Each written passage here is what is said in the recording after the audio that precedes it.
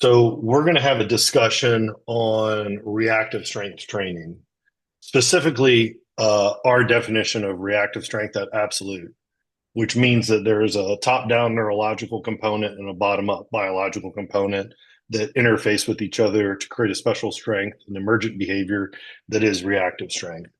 So we've extensively written about this. We've written that we disagree with the current definition.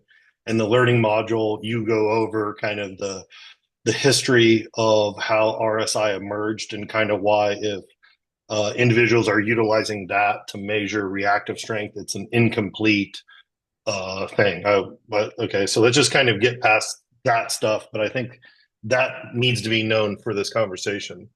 So we're discussing, so we're on the back end and we're making the final changes to the internal isometric continuum that founding members are going to have, and that in the people that take the art and science of programming will also have. And so what ended up happening was, because of this definition, this new definition of reactive strength, our work with Jim Seitzer of Van Bell, we ended up coming up with a new muscle, a new isometric, which is an oscillatory isometric muscle action. Okay. Yes. So that brings us up to this point. So we're essentially having this discussion, right, Yeah. on making the final edits on the internal isometric continuum, because this is how we program isometrics from an internal perspective, so that we know if we're building like neurological stuff in reactive strength, biological stuff, or if it's kind of this like sweet area that's both. Okay. A conjugation of the neurology and biology, let's say. Ooh, Okay. look at that. So I'll stop talking, but I want to share something. So I'm going to share, Mhm. or I will share this social media. So here's our IG account. Okay. And we're discussing, hey, training maxes for reactive strength. Okay. And you're like, Mhm. we'll get into that discussion for a minute, but I should say this. I should say this. Louis would always say, we trained maximal so other people know how to train optimal. Okay. So we got to give credit to Okay. Paul for taking a bench press oscillatory isometric training max.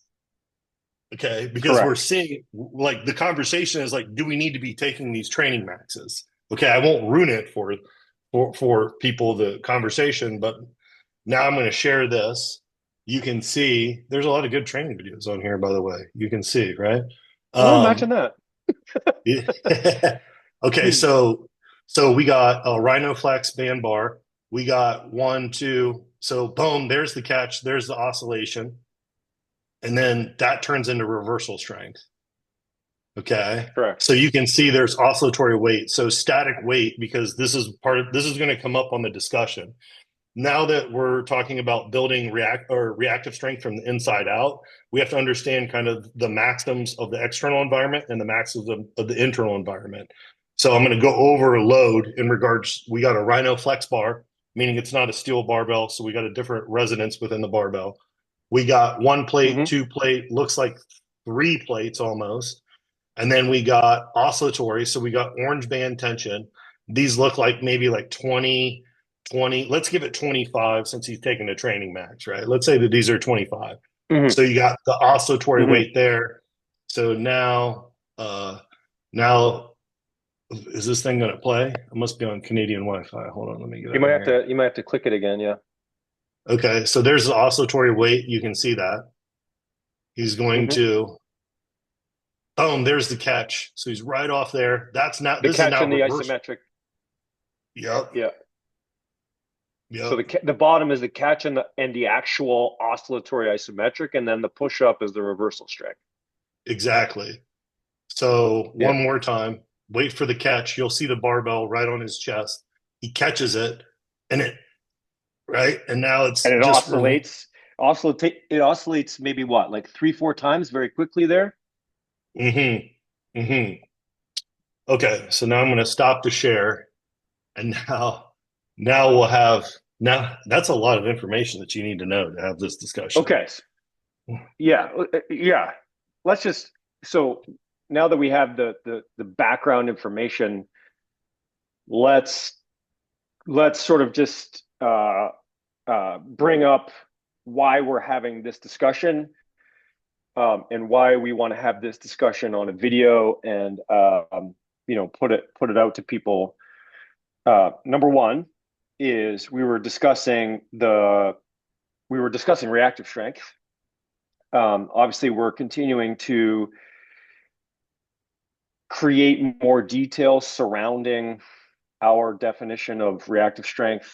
We're trying to create more detail in how we program for reactive strength, and we're trying to create more detail, obviously, from a performance perspective in how we can allow athletes to cultivate a deeper capacity for reactive strength. In doing so, we were discussing Paul's video that you just showed. We were also discussing how we update two things. Number one, the linear loading progression, which is the bottom up component of reactive strength, and we were discussing specifically for the programmer the absolute internal isometric continuum. And for those that maybe don't remember the internal isometric continuum, basically at Absolute, we've sort of created this visual whereby we've placed certain isometric muscle actions. It's almost a bit of a misnomer to call it a muscle action, but an isometric muscle action, whether they are submaximal and maximal, and how they fit into the creation of certain capacities of point B. Obviously, more maximal being pushing or pressing isometric, a little bit more constraining of the nervous system, and then holding isometric, which is a little bit, or a yielding isometric, which is a little bit more constraining of the connective tissue or the biological system. So that's kind of where we are and why we're having this discussion. And we were having the discussion both from an internal strength perspective, an external strength perspective, and then through the lens of the programmer. And that's kind of where we are right now.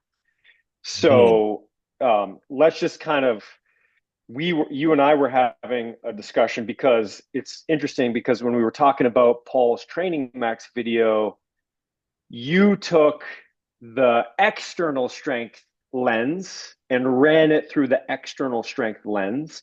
And I took the internal strength lens and ran it through an internal strength lens, which, again, is technically two different intents. So again, intent drives training. So, they don't necessarily, mesh equally when you take each one of those perspectives. And then you and I were both trying to take the lens of the programmer, and how do we actually think about creating rules or heuristics for those that take the art and science of programming. How do we create heuristics whereby they can confidently put oscillatory isometric muscle actions into the program? And that's kind of where we are. So let me just kind of run this through my lens, and then I'll turn it over to you. You can run it through the external lens, and then we can provide any detail for people listening. So I forget the initial question that you brought up that prompted this discussion, but from an internal perspective, I guess it was basically, do we need to take oscillatory training maxes to understand how we use oscillatory isometrics? And hold on. I guess Let me say this. Let me interrupt you because I yeah, wrote the question down. Why would we it advise was the it, now that programmer to do an oscillatory isometric muscle action training max? correct, because that's right. And I said, well, if you look at the internal isometric continuum, it is always going to be a sub-maximal input. So what do we accomplish with the training max? And then you were like, well, tell me why you think it's a sub-maximal input. And so my response was, because you have obviously sub-maximal load on the barbell, you do have some band tension with load on the end of the band, which is creating band tension. And then you have oscillation, and you go into the intent of the oscillatory isometric, which is to essentially hold at the bottom and basically yield, and then hold that yield for however long you want to be able to hold that yield. And again, that's a programming decision before you then finish the muscle action and then potentially do another repetition or whatever the case is.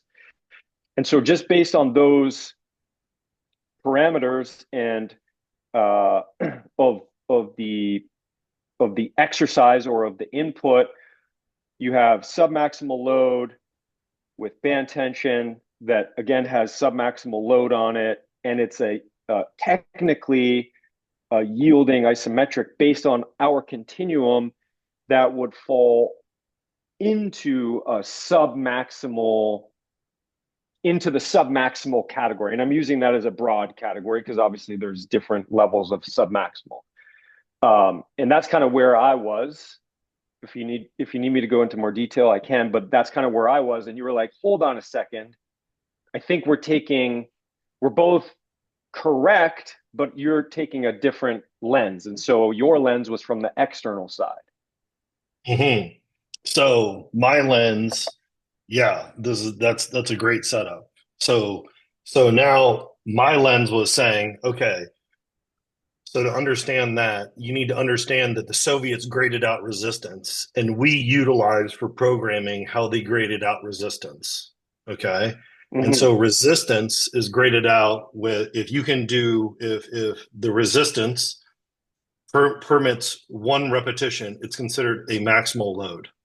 If it's 2 to 3, it's Mm-hmm. considered submax. If it's 4 to 7, it's heavy, and it goes all the way down past 25, which is going to be if you can do more than 20. If it permits for more than 25 repetitions, it's considered very lightweight, and that's something that's how we like if we're going to program time or repetitions, that's how we do it. And speaking of that, we should probably do a video just specifically on that in the learning module. And so what I was saying, and so now we're in a new paradigm. We're in the reactive strength training paradigm. Mm-hmm. Okay. Mm-hmm. And so now it's like, do we need to take training maxes for reactive strength? Because if you ask Paul if he could do another rep like that, he wouldn't be able to do a secondary rep. Now, maybe that's because he doesn't have the reversal strength to get it all the way up. Maybe he could do another catch, which is probably the case, right? It's probably the case that if he was just doing catches and somebody was then lifting the rest of it up, it probably Mm-hmm. is technically a sub max work.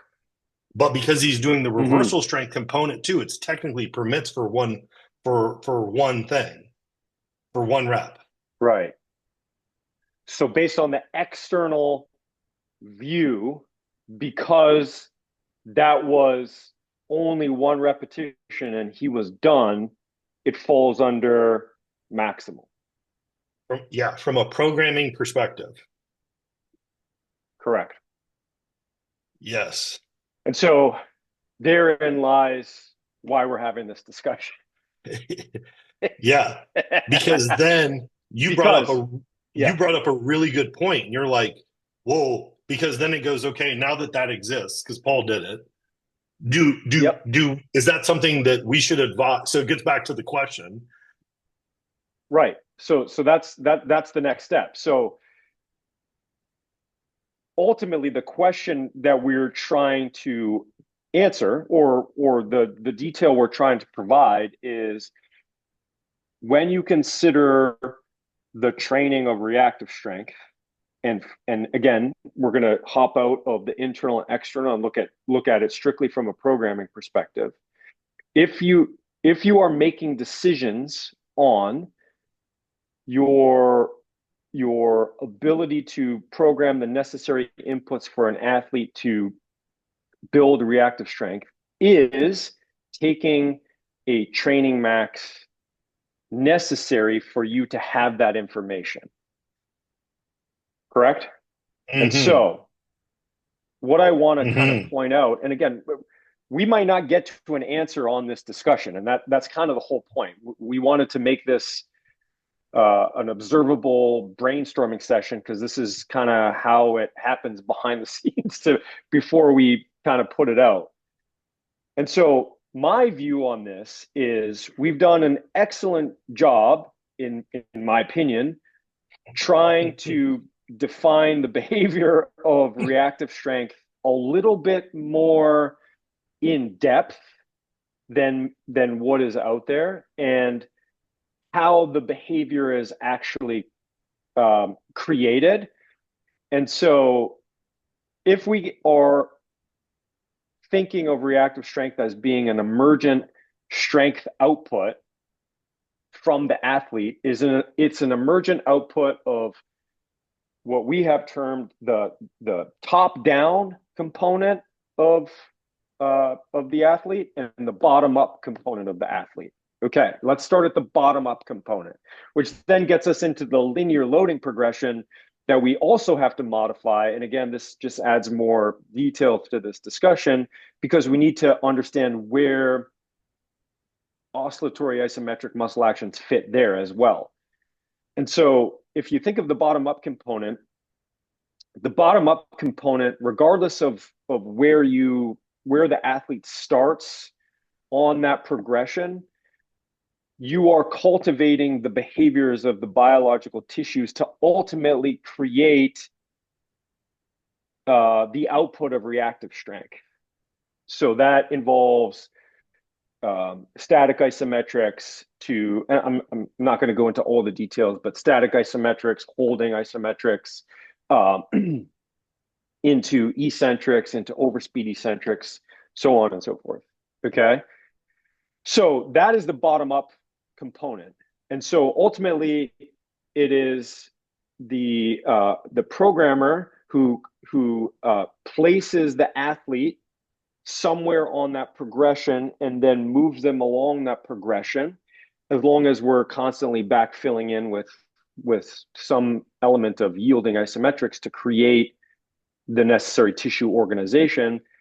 You are building the bottom up behavior of reactive strength. From the top down perspective, we discuss absolute strength, speed strength. That is basically the capacities of neurological point B. And so it is the programmer who must decide the necessary training required based on the athlete's level of competition for both of those things. Once that's ultimately decided, hey, this athlete exists at this level of competition, whatever that might be, these are the absolute strength requirements of that athlete. So here's how we're going to program the inputs for that athlete, whether they're at neurological point B or not, or somewhere along the roadmap to acquiring it. So here are my inputs for that. That always goes in conjugation with speed strength.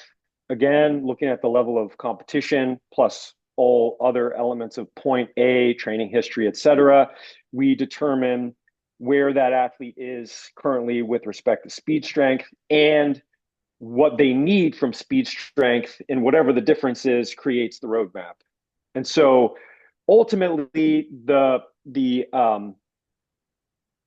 term reactive strength isn't necessarily used when you are cultivating the top down component of it.